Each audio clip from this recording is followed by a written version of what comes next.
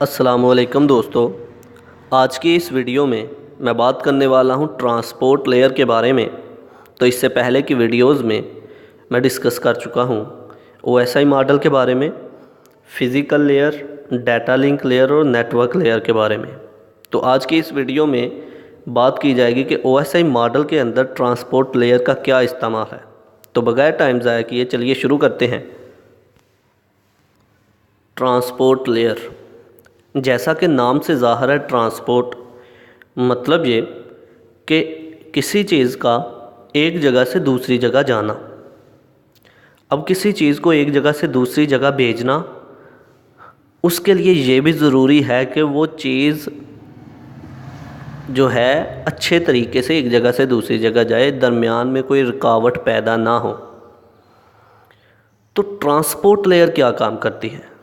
Transport layer बिल्कुल यही काम करती है कि जब हमारा डाटा एक जगह से दूसरी जगह जा रहा हो तो उस डाटा के फ़्लो को कंट्रोल करना और मैनेज करना और देखना कि कहीं अगर डाटा जो है कोई गलती, कोई एरर रह गया है तो उस एरर को रिमूव करके फिर से दोबारा डाटा जो है ट्रांसमिट किया जाए। अगर डाटा जो है काफ़ी ज़्यादा मकदार में एक ही साथ जा रहा है तो उसको छोटे छोटे पार्ट्स में डिवाइड कर देना और फिर डाटा के फ़्लो को इस तरह से मैनेज करना कि वो बआसानी सोर्स से डेस्टिनेशन तक पहुंच जाए। तो ये ट्रांसपोर्ट लेयर का काम होता है। अब लफ्ज़ी तौर पर पढ़ते हैं। The transport layer control the flow of data.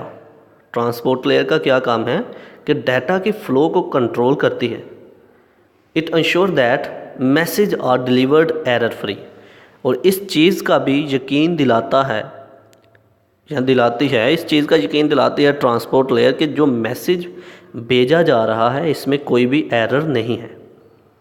It divide large message into small packets for efficient transmission.